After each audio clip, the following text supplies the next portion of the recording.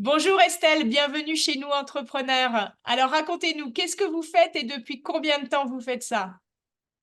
Bonjour Jessica, moi j'ai cofondé avec mes deux acolytes qui s'appellent Olivier et Julien Archibald Distillation, voilà 7 ans, il y a à Bordeaux.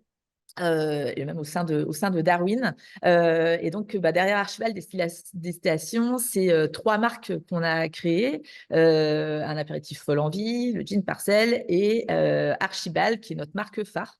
Qui est aujourd'hui perçu comme le tonique de luxe, qui désormais s'installe plus largement comme le premier et l'unique soda de dégustation sur le marché. Ok, Donc, notre métier, c'est de faire des produits d'exception dans notre distillerie en s'appuyant sur deux savoir-faire, celui de distillateur et celui de cueilleur pour sélectionner des botaniques sauvages. Et donc, on évolue dans le secteur des spiritueux et des boissons sans alcool de luxe, avec la volonté, non pas pour être les meilleurs du monde, mais meilleurs pour le monde, puisque faire des produits d'exception, ça n'a du sens que s'ils sont bien faits. Voilà. donc vous êtes dans le bio, dans tout ce qui est ça, dans tout ce qui est organique et compagnie, c'est ça? Ouais, tout à fait. On est certifié bio, mais je dirais ça c'est la petite goutte d'eau dans l'océan presque. Puisque pour nous c'est plus un état d'esprit. On est certifié Bicorp. Je ne sais pas si tout le monde connaît en fait ce label et communauté. C'est américain à la base avec des marques très engagées comme Patagonia qui ont rejoint ce Ouais, mouvement en super. fait très D'accord. rapidement.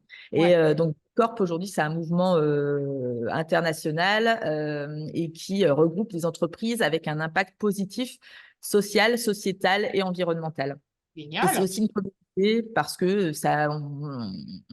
il y a plein de groupes de travail qui sont faits, etc. Il y a vraiment un tas d'échanges et de réflexions et d'actions communes qui sont menées, ce qui fait que on progresse sans cesse sur tous ces sujets d'enjeux. Voilà. Super. Vous avez monté la société il y a combien de temps? C'était il y a 7 ans. Alors, 7 ans, on lance nos marques. Après, juste un peu avant, voilà, on prépare. Mais le lancement pour nous officiel, c'est mars 2017. Donc, D'accord, ça ok. fait juste 7 ans. Waouh, super. Et alors aujourd'hui, vous êtes combien de collaborateurs? Comment? Alors, en dehors de la distillerie, donc on est trois, comme j'ai dit, et Ouais. Julien et le propriétaire des distilleries familiales, distillerie qui va bientôt fêter ses 200 ans. Donc, on se doute, nous, on a 7 ans, on se doute que la distillerie, elle a une autre activité. Donc, en dehors de la distillerie, nous, l'entité, on va dire Archibald, vraiment distillation, on est 7 personnes aujourd'hui. Ah ouais, super, génial. Mhm. Alors, qui sont vos clients? Qui est-ce que vous recherchez? Voilà, vers qui vous vous adressez? Positionnement de Alors, gamme. Donc, c'est ouais, tout à fait. Alors, nous, on fait essentiellement du B2B, hein. On a consommateurs, on va dire, qui est une toute petite partie de notre chiffre d'affaires. Euh, Nous, en fait, nos clients, ce sont uniquement des canaux traditionnels et de prestige, on va dire. Cavistes, épicerie fine pour la partie retail. Donc, pas du tout de grande distribution. C'est un choix de notre part, ni de magasins spécialisés bio. Globalement, on est caviste, épicerie fine, point barre. Et sur la partie CHR, donc, on travaille, nous, avec la restauration, le monde de la gastronomie, et c'est sur ce canal, en fait, qu'on s'est construit. Donc, on travaille avec les chefs et les sommeliers, donc les belles tables, hein, ouais, à la fois fooding, étoilés. On a de la chance de travailler ouais, avec 40% des étoilés, enfin ah, 40% des plus 3 étoiles et beaucoup de 1 étoile. Voilà. d'accord, ok. Uniquement sur le territoire français? Alors, aujourd'hui, je crois que l'export, ça doit faire 8% de notre activité. D'accord. Donc on n'est pas 100% français, mais c'est quand même l'essentiel. C'est Ouais. là où on s'est construit de toute façon. Donc, on exporte un petit peu, on va dire, en Suisse, au Danemark, Luxembourg, Belgique. Euh, Ouais, quand même. la Guadeloupe, on considère comme de Ouais, l'export. super, génial. Mais je dirais, là, on ouvre le deuxième chapitre où l'accélération à l'international va être très importante pour nous. On commence le Japon au mois de juin. Wow, Voilà, super. et à terme, c'est surtout la conquête des US, en fait, Wow, qui nous super vision. anime. Voilà. C'est bien, il y a une belle Mm. dynamique là, bravo, c'est top. On essaye. Alors, quel est votre plus grand apprentissage depuis que vous êtes chef d'entreprise? Il y en a beaucoup, hein, mais le plus grand, je dirais, je ne sais pas si je vais réussir à m'en tenir à un, mais je dirais d'abord ne pas être seul, c'est hyper important. Évidemment, il faut une équipe. Je pense que le succès d'une entreprise, c'est à plus de 50%, Ouais. ça repose sur une équipe. Donc, ne pas être seul, mais ne pas être seul, c'est aussi énormément parler.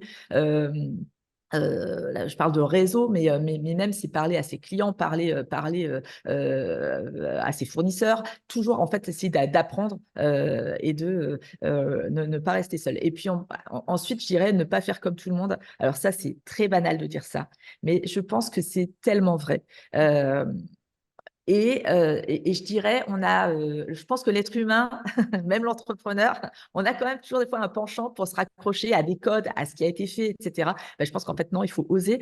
Et moi, je me dis souvent, si moi j'aime ça, je suis pas lambda, enfin, je suis quelqu'un de lambda plutôt, je veux dire, je suis pas quelqu'un de précurseur, de pionnière ou autre. Si j'aime bien, il y en a d'autres qui vont bien aimer. Et je pense que fonctionner comme ça, ben, c'est bien, surtout quand on se lance. Ben, on est petit, en général, il y a des grands groupes ou des grands intervenants, des grands acteurs sur son secteur, et on ne se bat pas sur la même catégorie. Il faut être différent, sinon on ne peut pas vivre en fait. Non, Donc, mais c'est clair. voilà. Super. Bravo. Top. Qu'est-ce qui vous inspire le plus aujourd'hui? Ce qui nous inspire le plus aussi, ce qui m'inspire, mais je peux dire nous, parce que je pense que toute l'équipe a la même inspiration. On est tous des passionnés de goût. Et c'est pour ça aussi que c'est notre canal, on va dire, principal, hein, ce canal de la gastronomie, de la belle restauration.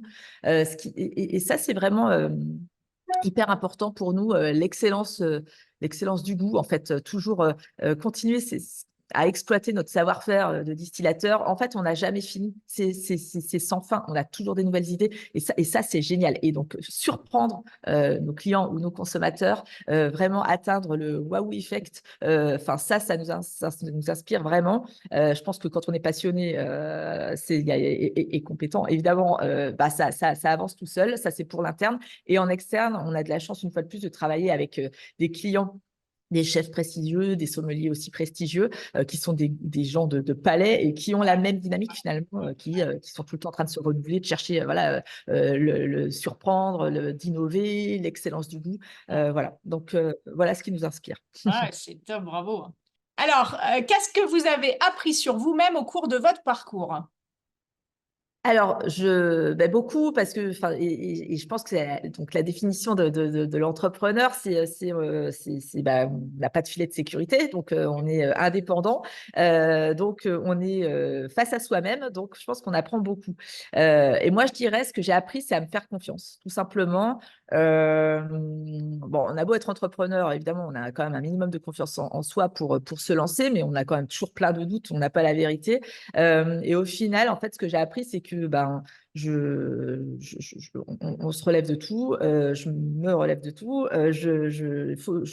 on fait des erreurs et on fera des erreurs. Ça ne se passe jamais comme prévu, mais en fait, on trouve toujours des solutions et on avance. Donc, je peux me faire confiance. Je pense que ça, c'est ce que j'ai appris. Voilà. C'est beau parce qu'effectivement, voilà, c'est la base de la confiance en soi, l'estime de soi et d'arriver à se dire, de Ouais, toute façon, j'y arriverai. Ok, c'est ouais. pas facile tous les jours, mais j'y arriverai. Donc, ouais, c'est beau. Et ce qui est important à souligner en même temps, c'est que c'est rarement inné. En fait, enfin, il y Non, a beaucoup oui, d'acquis. Je pense oui. qu'il faut se faire un peu violence, Ouais, etc. puis voir ses Et au victoires, en final, fait. On a tendance à voir exactement. souvent le verre à moitié vide, mais voilà, de temps en temps, se dire, bon, bah, j'ai quand même réussi à faire ça, j'ai fait ça. Et quelque part, Ouais, se renvoyer cette image positive qui nous permet de, voilà, de grandir et puis de se dire, bah, je vais y arriver, quoi. ouais, carrément. Les victoires, et justement, et je pense que ce qui forge encore plus la confiance en soi, c'est les rebonds, finalement. Ouais, C'est les rebonds après un échec ou une erreur ou ouais, quelque ouais, chose qui ne s'est pas passé, en tout cas ouais, comme prévu. Bah là, c'est formidable, en fait. ouais, c'est ça. C'est encore mieux que la vie. C'est Ouais, c'est qu'on a ça. C'est trouvé la comment solution j'ai pour grandi, grandir. comment je me transporte et comment je deviens meilleure. Ouais. Ouais, c'est effectivement, alors c'est pas toujours facile à vivre, hein, voilà, ça peut être remuant, mais voilà, c'est notre capacité à rebondir qui en fait notre richesse, on va dire. Alors Ouais. justement, à quoi ressemble l'avenir et quels sont les challenges que vous allez devoir, entre guillemets, soulever? ou remporté? Ouais, je dirais, je pense qu'on a le challenge, c'est construire et durer. Ouais, Mais c'est pas pour tout le monde, c'est le nôtre. C'est vraiment construire pour nous construire des marques en fait ouais, ouais, fortes ouais, et qui durent dans le temps. Et ça c'est le challenge ultime. J'ai envie de dire, ouais, surtout dans un contexte où tout change très vite, où tout va vite. Euh, Ouais, donc ça, je pense que c'est le premier gros challenge. Après, évidemment, mais je pense que j'enfonce une porte ouverte, mais c'est pour toute entreprise, c'est les enjeux de transition, réduire son impact. Aujourd'hui, on n'a plus le choix. Donc ça, nous, ça a été très fort en fait dès le début. De la construction de l'entreprise. Donc, on a cette chance, en fait, parce que je pense que c'est encore plus compliqué quand il n'y avait pas cette culture au départ et que ça doit être inculqué par la suite. Mais néanmoins, il y a tellement de boulot à faire, entre guillemets, sur l'impact avec un grand I de manière générale. Hein. Donc, c'est réduire les impacts écologiques avec la réduction des émissions de carbone. Évidemment, on part tous de celui-ci, mais c'est aussi réduire son impact sur la santé, protéger les ressources, l'énergie, l'eau, les ressources naturelles, avoir un impact aussi positif socialement, ça c'est hyper important. En tout cas, bah, je pense que la transition, on va dire, avoir une entreprise responsable, durable, saine, c'est l'enjeu majeur. Mais en même temps, nous, on le voit aussi comme un super levier de créativité, d'innovation, de différenciation, de pérennisation. ouais, Donc, faut pas, ça ne se vit pas forcément mal. Même si maintenant, par contre, on n'a plus le choix, faut ouais, le faire. ouais, Après, il y a quand même un autre aussi. Et ça aussi, je parle au nom, enfin vraiment pour mon entreprise, mais pour toutes les entreprises, je pense que c'est la même chose. Je pense qu'il y a aussi un vrai enjeu sur la manière de travailler qui a beaucoup évolué alors depuis des années et que le Covid a été un vrai accélérateur aussi là-dessus, hein, sur tout ce qui est télétravail, etc. Après, on a des jeunes générations aussi qui n'ont plus les mêmes demandes. Euh, dans leurs conditions de travail, dans la manière de travailler. Et ça, en fait, pour moi, c'est un enjeu qui est hyper important parce qu'il faut à la fois que l'équipe attire les meilleurs talents. Donc, il faut qu'on ait des bonnes conditions, évidemment. Il faut garder ces équipes aussi, les fidéliser. Et en même temps, il ne faut pas tomber non plus. Je pense que là aussi, on a un peu le revers d'après Covid ouais, euh, c'est vrai. où il ne faut pas tomber dans le télétravail à outrance, etc., où finalement, en fait, on perd en communication, on perd en cohésion, on perd en motivation, Même, enfin, et aujourd'hui, que, un salarié qui ouais, est tout le temps en télétravail, il s'ennuie en fait, hein. Il y a une notion il s'ennuie et voilà. il décroche Et forcément puis du il projet. décroche, Il n'est pas à son et puis il y a de plus en plus de burn-out parce que en fait j'enchaîne les visios, et puis en fait je sors pas de chez moi, et un on en manque de lien revient, hein, social. Et je pense que on en ouais, revient, carrément. on Et en je revient. pense que un des gros enjeux pour l'entreprise, en tout cas demain, c'est de trouver le bon Ouais, dispositif. ouais, Alors, je ne c'est suis vrai. pas sûre qu'il y en ait qu'un, hein, mais en tout cas d'avoir le bon dispositif Ouais, qui soit clair pour tout le monde et voilà, qui mette un cadre et qui permette, voilà, c'est le bon équilibre avec tous les avantages que ouais, ça peut comporter, mais aussi en même temps pour l'entreprise aussi, ouais, ouais, complètement. la performance de l'entreprise aussi. Mm. Qu'est-ce que vous diriez à une personne qui envisage de se lancer dans les affaires? Bah, je lui dirais de foncer. Je lui dirais de foncer. Juste si elle envisage, c'est qu'elle a un tempérament d'entrepreneur. Parce que je pense qu'en fait, Oui, c'est je pas suis le Graal d'accord. d'être Je suis entrepreneur. d'accord. On Je suis peut d'accord. être salarié, c'est très très bien aussi. Il y a pas un Non, qui est non, bien mieux sûr, que on n'est l'autre pas en fait. tous faits pour être chef d'entreprise, et on n'est pas tous faits pour être salarié, hein. Et il y a pas une place au-dessus d'autre, en fait. Et Ouais, c'est tout à juste être en fait. accord avec soi-même, avec son projet de vie, avec son tempérament, etc. Voilà. Donc ça, je dirais déjà, si la personne envisage de se lancer, c'est qu'elle a ce tempérament. Donc qu'il faut foncer. Je pense qu'il n'y a pas de règle, parce que souvent, c'est une question qu'on nous pose. Est-ce qu'il vaut mieux avoir un peu d'expérience dans une société et après se lancer, ou est-ce qu'il vaut mieux se lancer directement après les études ou même sans études, hein, d'ailleurs. Enfin voilà, dès qu'on a une idée, je pense qu'en fait, il y a pas vraiment de règles. Je pense que quand on a une idée, bah, il faut y aller, peu importe l'âge. Déjà, il n'y a pas d'âge, je pense. Je pense que quand on est jeune, c'est même mieux parce que je pense que c'est quand même la meilleure école. Enfin, Ouais, c'est l'école on de est la sur le vie, quoi. terrain, hein. La capacité C'est l'école de la vie, d'adaptation c'est quand comme on ça est qu'on jeune, apprend. on se lance vite, quoi, hein. Donc, On se vite, on a moins de contraintes aussi, oui, familiales, etc. voilà, c'est ça, Financières, effectivement. enfin, Ouais, ouais, ouais. pas plus facile. Donc, je pense qu'il faut se lancer. Et j'en ai un peu parlé tout à l'heure, mais je pense que il ne faut pas s'isoler. C'est fini ce temps où je ne veux pas en parler parce que je vais me faire piquer mon idée. Non, au contraire, en fait, plus on en parle et plus on rencontre des gens qui vont pouvoir nous aider ou qui vont soit nous aider en nous mettant en relation avec Ouais, d'autres ouais, personnes, soit nous aider avec, peut-être en critiquant de manière positive le ouais. projet. Voilà, donc il faut. Nous, on est passé en pépinière d'entreprise.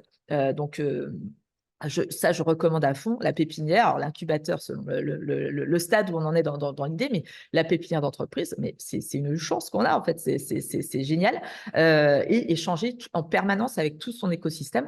Et enfin, et au sens large, hein, perso comme pro, voilà, enfin, il faut parler tout le temps et surtout être du coup très à l'écoute de tout. On apprend de nos clients, des fournisseurs, Ouais, être à en l'écoute. permanence. Et parce qu'aussi, pardon, il y a peut-être aussi, donc ne pas faire comme tout le monde, ça je l'ai dit aussi, c'est quand même un vrai conseil.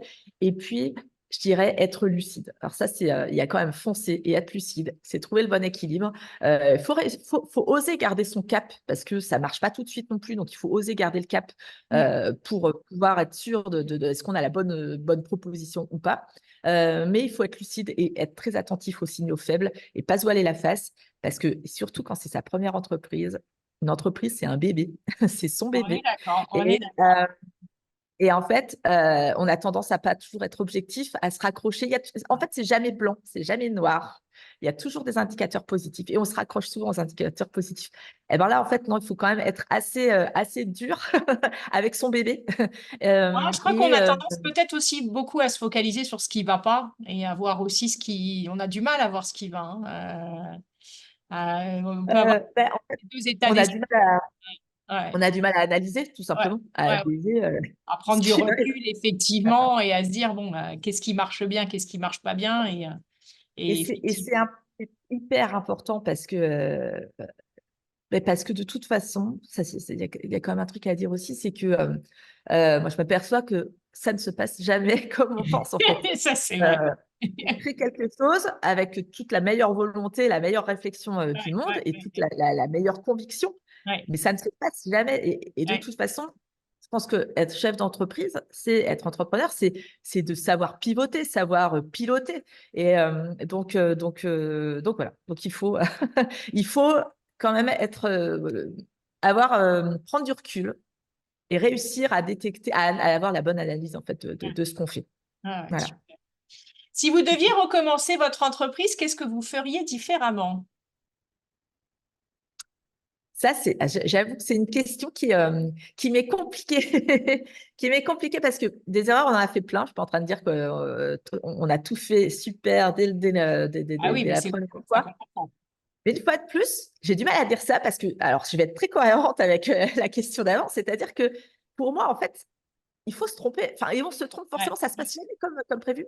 Et se tromper, on se trompe pas, on apprend. Alors, enfin, je rebondis un peu sur Nelson Mandela, mais c'est tellement ça, en fait. Et du coup, pour moi, s'il y a un rebond, si on pivote, si on pilote, il y a pas vraiment d'erreur en soi. Après, bien sûr qu'il y a plein de choses, mais je dirais que c'est plus de l'apprentissage. Euh, Si je repense vraiment aux premières années, moi je pense que, bah, évidemment, on n'a pas trop de budget. Enfin, il faut faire très attention. On est très méthode do it yourself pour pas avoir, et il faut hein, d'ailleurs pour pas dépenser à outrance. Mais je pense que il faut quand même réussir. On a tendance des fois à vouloir tout exécuter, alors qu'il y a peut-être des petites choses qui pourraient être déléguées.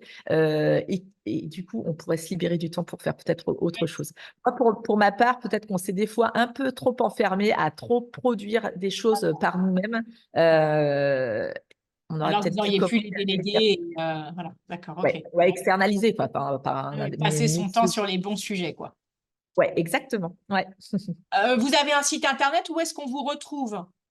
On a un site internet archibalddistillation.com Ok, euh, et bah, voilà où on nous retrouve. ok, bah, Il y a c'est tout. super. Merci en tout cas, Estelle, pour ce moment. Merci pour votre énergie. Merci pour tout ce que vous nous avez transmis comme bons conseils. On souhaite plein de belles aventures à Archibald Distillation et puis on espère vous retrouver effectivement tous les restaurants qu'on fréquente. Merci en tout cas. Bonne journée. Merci beaucoup, Jessica. Bonne journée.